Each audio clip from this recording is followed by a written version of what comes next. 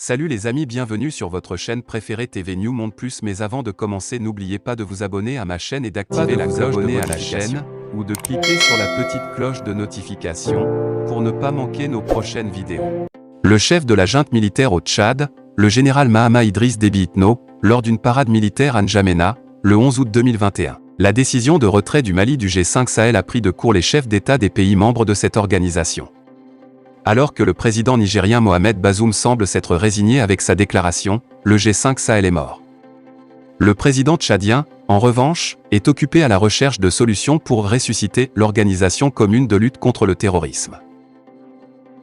Maliweb.net, le général Mahama Idriss Déby Itno, président du Tchad et président en exercice du G5 Sahel, ne s'est pas contenté de dépêcher à Bamako, ce jeudi 19 mai, son ministre de la Communication auprès du colonel Assimi Goïta.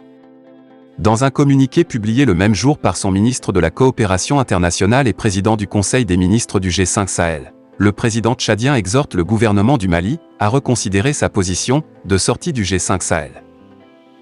Le 15 mai dernier, Bamako avait annoncé son retrait de tous les organes et instances du G5 Sahel, y compris de la force conjointe. Le gouvernement malien a évoqué le refus du Tchad de céder la présidence tournante avec la bénédiction de Paris. Le Mali ne ressentira aucun effet de sa sortie du G5 Sahel, avait rassuré le général Oumar Diarra, chef d'état-major de l'armée malienne, qui indique que 90% de la logistique de cette organisation était assurée par les FAMA. La dotation en carburant et aliments du Mali a été unilatéralement suspendue par le G5 Sahel, a dénoncé le colonel Souleymane Dembélé, directeur de l'information de l'armée malienne. Le retrait du Mali est une décision lourde de conséquences pour l'ensemble du G5 Sahel, le communiqué du Conseil des ministres. Ainsi, le président en exercice note avec regret la prise de cette décision sans consultation préalable.